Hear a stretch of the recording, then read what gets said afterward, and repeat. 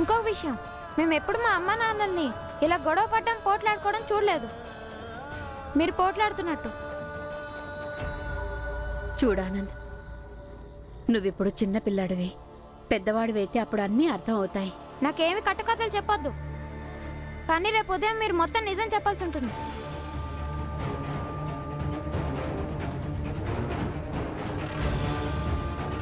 నీకు ఇవన్నీ చేయాల్సిన అవసరం ఏంటొదినా? నాకు చాలా భయంగా ఉంది. నువ్వే ఏదో ఒకటి చెయ్యాలి. ఏదో ఒకటి చేసి నన్ను కాపాడు. అసలు నాకేమీ అర్థం కావడం లేదు ఏం చేయాలో. నేను ఇంటికి వెళ్తాను. సరే, చూస్తాను. ఏమైనా చేయగలిగితే చేయడానికి ప్రయత్నిస్తాను.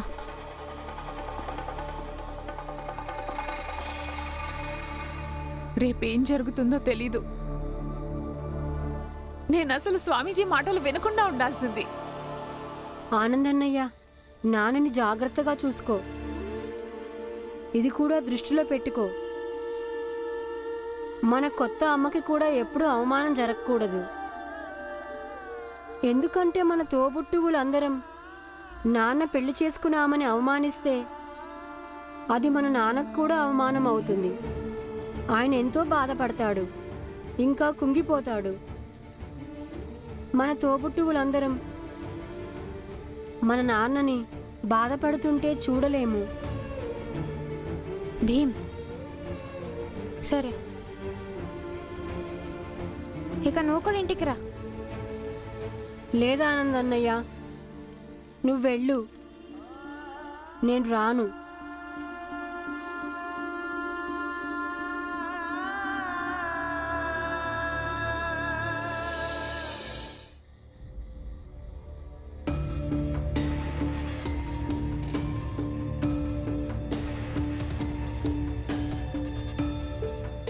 నువ్వెక్కడికి వెళ్ళావు? మీరు నిద్రపోలేదా ఇంకా? నేను నిద్రపోతాను పోను. అడిగిన దానికి జవాబు చెప్పు. ఎక్కడికి వెళ్ళావు? నన్ను వెతకడానికి.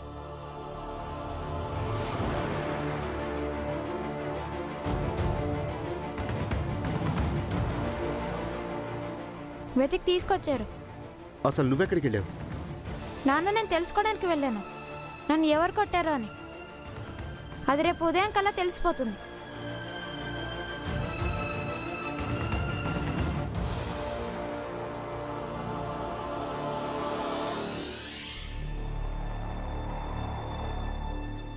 చాలా రాత్రి అయిపోయింది.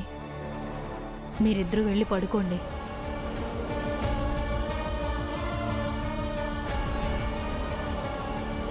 వెళ్ళు.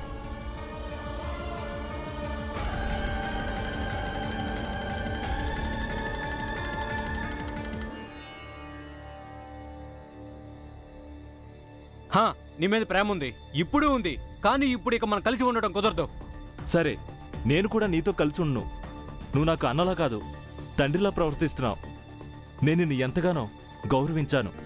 ఇక ముందు మన సంబంధం బాగుండాలంటే మనం ఇప్పుడు విడిపోవడమే చాలా మంచిది. సరే, నిర్ణయం అయిపోయింది. రేపు సర్పంచ్ని పిలిపించి పంపకాలు చేయించుకుందాం. అదే మన ఇద్దరికి మంచిది. ఒక్కసారి మనం విడిపోయామంటే అప్పుడు ఏ సమస్య ఉండదు. విడిపోవటం వల్ల మీ ఇద్దరి మధ్యలో అంతా చక్కబడుతుందని మీరు అనుకుంటున్నారా? ఖచ్చితంగా చక్కబడుతుంది. కొన్నిసార్లు ఇద్దరు వ్యక్తుల మధ్య ప్రేమ ఉంటుంది, కానీ ఈ పరిస్థితుల ప్రభావం వల్ల ప్రేమలో కొన్ని కలతలు ఏర్పడుతూ ఉంటాయి. అప్పుడు ఇద్దరు విడిపోవడం వల్ల ఆ కలతలు వాటంతట అవే సర్దుకుంటాయి. కానీ నువ్వెందుకు అడుగుతున్నావు? నువ్విప్పుడు చాలా చిన్నవాడివి. ఈ పంపకాలు అనేవి పెద్దవాళ్ళ మధ్య జరుగుతాయి.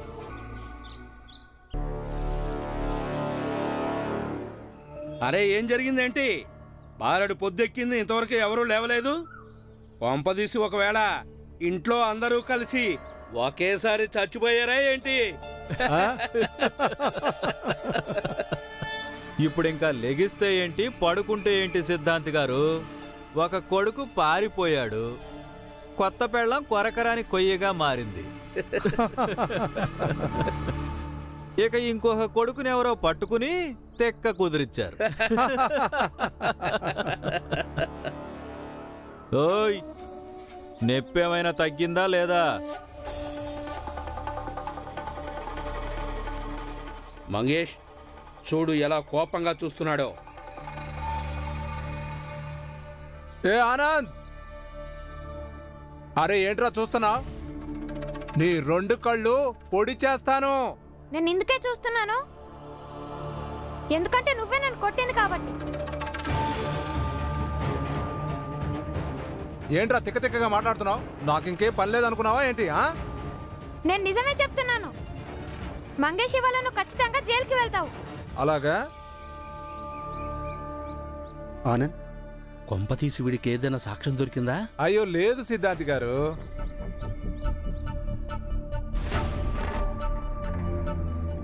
టీ అయితే చేస్తున్నావు కానీ అమ్ముకోలేవు. ఎందుకు భయపడతాను అనుకున్నావా? నీకు గాని నీ బాబుకి గాని? ఎందుకంటే ఈ రోజు నువ్వు జైలుకి వెళ్తున్నావు. నువ్వు తీసుకెళ్తావా జైలుకి? కాదు, నేను కాదు, కెప్టెన్ సారే తీసుకెళ్తారు.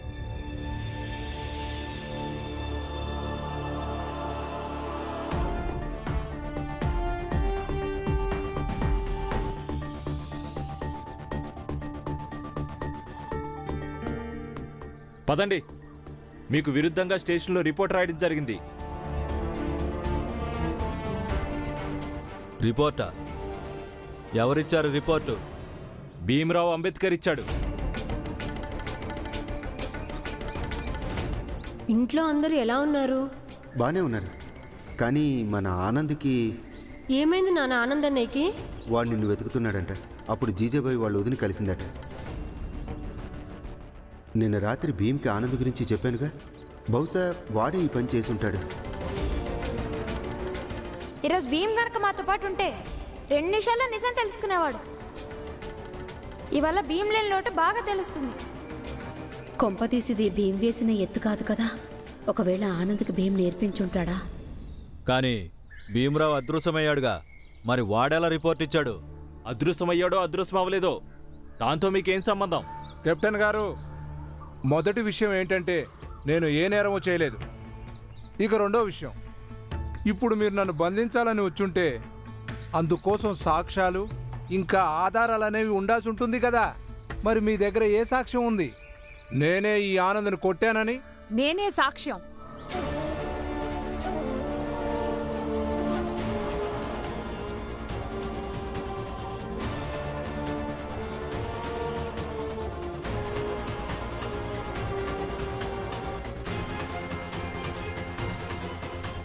ఏంటదినా నువ్వు ఇలా చేశావు? ఏ ఇంటికిచ్చి నా పెళ్లి చేశారో ఆ ఇంట్లో ఉన్న కొడుకు ప్రాణాలకి ప్రమాదం తలపెడతావా నువ్వు? మంగేష్, నీ నేరాన్ని అంగీకరించేసేయ్. స్వామి పేరు బయటకు వచ్చిందంటే మనందరికీ పాపం తగులుతుంది. అయితే మొత్తం నిజం బయటకు వచ్చి తీరాలి. కేవలం మంగేషే ఈ పని చేశాడా, లేక ఇంకెవరైనా ఉన్నారా?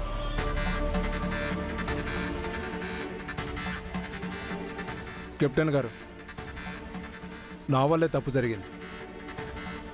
నేనే ఈ ఆనంద్ను కొట్టాను. కానీ ఈ నేరానికి నేను ఒక్కడనే బాధ్యుండి. నాతో పాటు ఇంకెవరికి సంబంధం లేదు. అరే ఆగండి, ఏమని చెప్పనివ్వండి. అరే ఇదేంటి చెప్పేది? దీనివల్ల నేను ఇరుక్కున్నాను. దీని పని చెప్తాను. పీకో పిసికితే ఇంకో బాగా చెప్తుంది. మంగేష్, మంగేష్, ఆమెను వదిలిపెట్టు. మంగేష్, వదిలు. ఈ టీ మంగేషే చెప్పాడు నాకు ఆనంద్కి అబద్ధం చెప్పమని. భీమరావు ఆ ఎండిపోయిన చెరువు దగ్గర ఉన్నాడని ఇతనే కొట్టాడు ఆనంద్ని.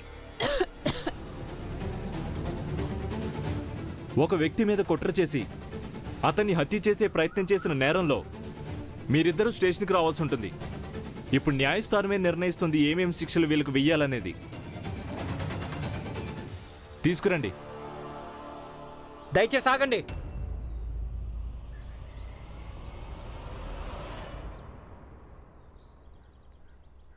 మీరు ఏ శిక్ష అయినా వేసుకోండి, కానీ మేము జీజాబాయి వాళ్ళ వదినకి సామాజిక శిక్ష వేయాలనుకుంటున్నాం. ఈ రోజు నుంచి ఈవిడ్ని మా సమాజం నుంచి బహిష్కరిస్తున్నాం. అదే మాట పురంజన్, ఒక మహిళని సమాజంలో నుంచి అలా ఎలా బహిష్కరిస్తారు? ఎందుకంటే రామ్జీ, ఈవిడ చేసిన తప్పు ఇదొక్కటే కాదు. ఈవిడ మన సమాజానికి చెందిన ఒక కుర్రాన్ని చంపే కుట్రలో భాగం పంచుకుంది. నిజానికి ఈవిడ చేసిన పెద్ద తప్పేంటంటే ఈవిడ మన జాతి నాయకుడు అంటే భీమ్రావు కుటుంబాన్ని విడగొట్టే కుట్రలో తన పాత్రని పోషించింది. ఈరోజు ఆనంద్ వీళ్ళ కుట్రకి బలవకుండా తప్పించుకొని ఉండొచ్చు. కానీ ఈ విషయం కారణంగా విశ్వాసం, నమ్మకం పోయింది. భీమ్రావు మనందరి మీద పెట్టుకున్న నమ్మకం పోయింది. అందుకని మేము ఈరోజు జీజాబాయి వాళ్ళ వదినని మన సమాజం నుంచి శాశ్వతంగా బహిష్కరిస్తున్నాం. ఎందుకంటే మన జాతికి చెందిన ప్రతి వ్యక్తి మన భీమ్రావుకి బలంగా మారాలి, అంతేకాని అతని బలహీనత కాకూడదు. మీరంతా ఏమంటారు? అవును, భీమ్రావే మా నాయకుడు.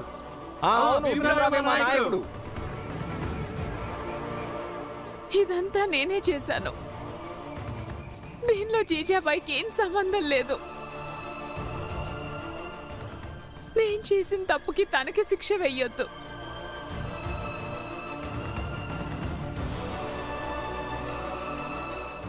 నన్ను క్షమించు జీజాబాయి. ఒకవేళ వీళ్ళు ఏమైనా అన్నా నువ్వు భరించు. నేను చేసిన తప్పులకి నువ్వు ఇలా అనుకో, నీ దురదృష్టానికి నాలాంటి వదిన దొరికిందని. నువ్వు చేసింది తప్పే, కానీ అలాంటి తప్పు మేం చెయ్యం.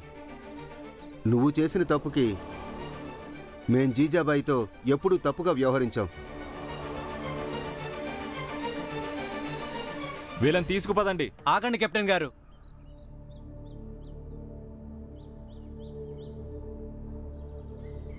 నిన్ను చూస్తే నాకు సిగ్గుగా ఉంది. అసలు నాకు నా మీద అసహ్యంగా ఉంది. నేను నీ మొగుండైనందుకో. పురంజన్ చెప్పింది నిజమే. ఇప్పుడు నాకు కూడా అనిపిస్తుంది నేను నా జాతిలో ఉండడానికి అర్హుడినే కాదని. చట్టం నీకు ఏ శిక్ష అయినా వేయని, కానీ నేను నిన్నెప్పటికీ క్షమించను, జీవితాంతం క్షమించను. ఇక భవిష్యత్తులో నువ్వు జైలు నుంచి విడుదలై వచ్చినా సరే ఎక్కడికైనా వెళ్ళి చావు, కానీ నా దగ్గరికి మాత్రం రావద్దు. దీన్ని తీసుకెళ్ళండి కెప్టెన్ గారు. తీసుకుపోదండి, వీళ్ళిద్దరిని తీసుకుపోదండి.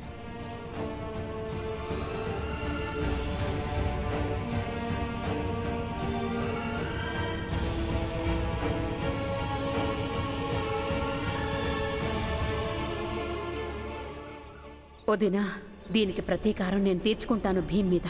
మన జాతి వాళ్ళు వాడిని నాయకుడు అంటున్నారు, కానీ భీమ్కి అసలైన శక్తి వాడి కుటుంబం. ఇప్పుడు ఆ కుటుంబాన్ని నేను ముక్కలు ముక్కలు చేస్తాను. ఎలా ముక్కలు చేస్తానంటే కుటుంబంలో ప్రతి ఒక్క వ్యక్తి బలహీన పడిపోతాడు.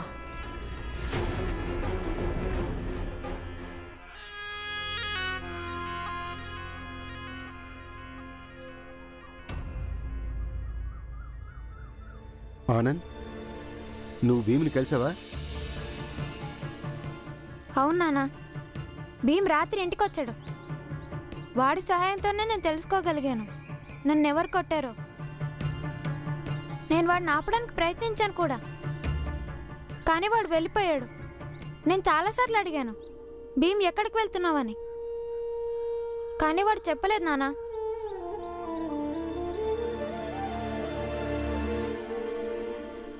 మీరా, నేను పనికి వెళ్తున్నాను. అన్నయ్య, నువ్వు ఉదయం నుంచి ఏమీ తినలేదు, కనీసం టీ కూడా తాగలేదు. కొంచెం అక్కడేమైనా తింటానులే.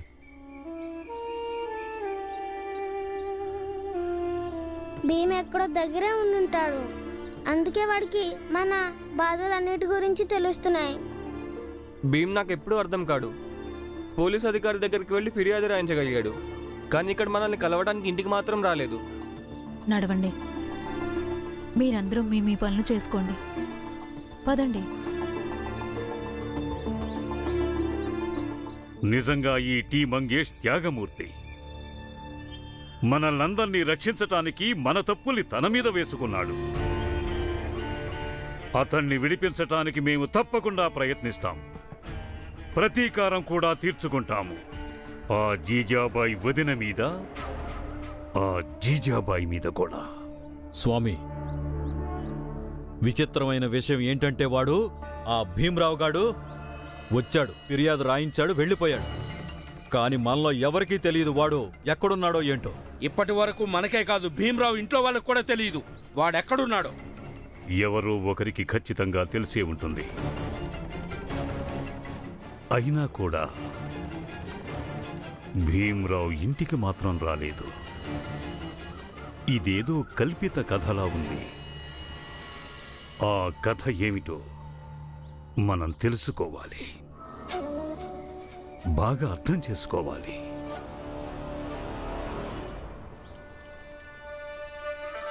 నేనేమనుకున్నానంటే భీమ్రావు నుంచి నిన్ను కాపాడుతున్నానని, కానీ చూస్తే వాడొచ్చిలో నేనే ఇరుక్కున్నాను. జరిగిందేదో జరిగింది. నువ్వైనా జాగ్రత్తగా ఉండు.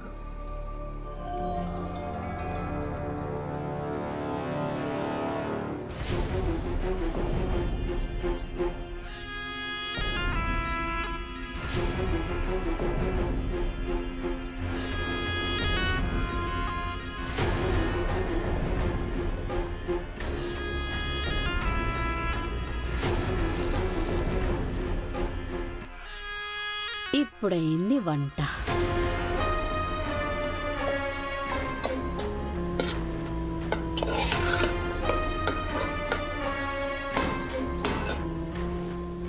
ఇప్పుడు చూడు భీమ్, నేనేం చేస్తాను.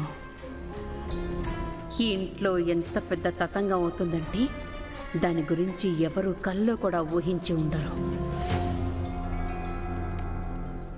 రండి, అందరూ వచ్చి టీ తాగండి.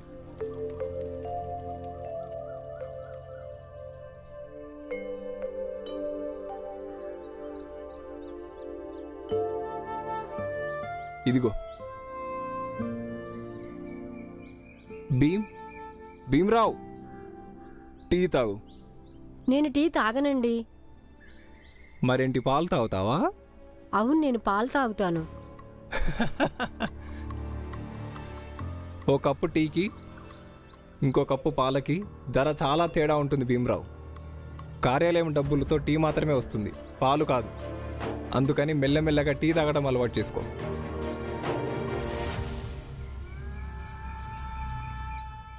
పరిస్థితులేవో మారాయని వ్యక్తులు తమకున్న మంచి అలవాట్లని మార్చుకోకూడదు. మా అమ్మ ఎప్పుడూ అనేది పాలు తాగడం అనేది నాకున్న మంచి అలవాటని. చాలా సరిగ్గా చెప్పావు భీమ్.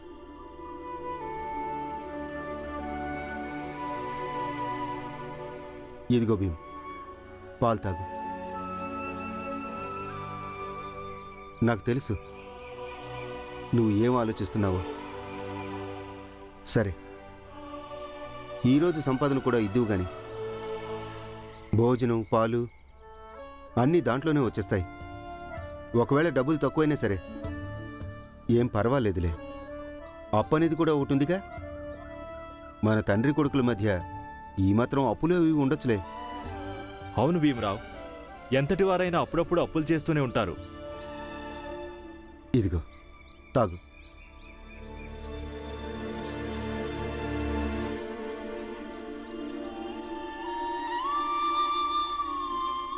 టీ నేను తాగుతాను.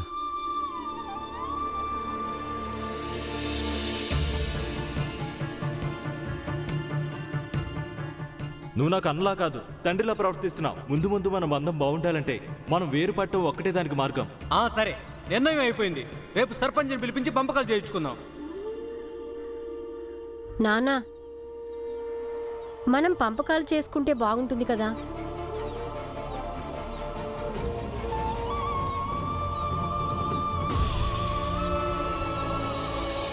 నిన్న ఎవరో అనుకుంటున్నారు, ఒకవేళ పంపకాలు చేసుకుంటే బంధాలనేవి చెడిపోకుండా కాపాడుకోవచ్చంట.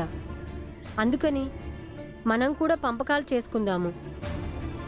ఇది పూర్తిగా నిజమేగా ఆనందన్నయ్య. మన ఇంట్లో సంతోషంగా లేడుగా. దేన్ని పంపకాలు చేసుకుందాం మనం? ఏదేదో మాట్లాడేస్తావు, దాన్ని నిజమని నిరూపిస్తూ ఉంటావు. ఎవరెవరిని పంచుకుందాం? తండ్రి నుంచి కొడుకులనా, లేదా అన్నదమ్ములు ఒకరొకరినా, లేక భర్త భార్యని పంచుకోవాలా? పాలు తాగు. ఇక మీదట ఏదైనా మాట్లాడే ముందు 10 సార్లు ఆలోచించి మాట్లాడు.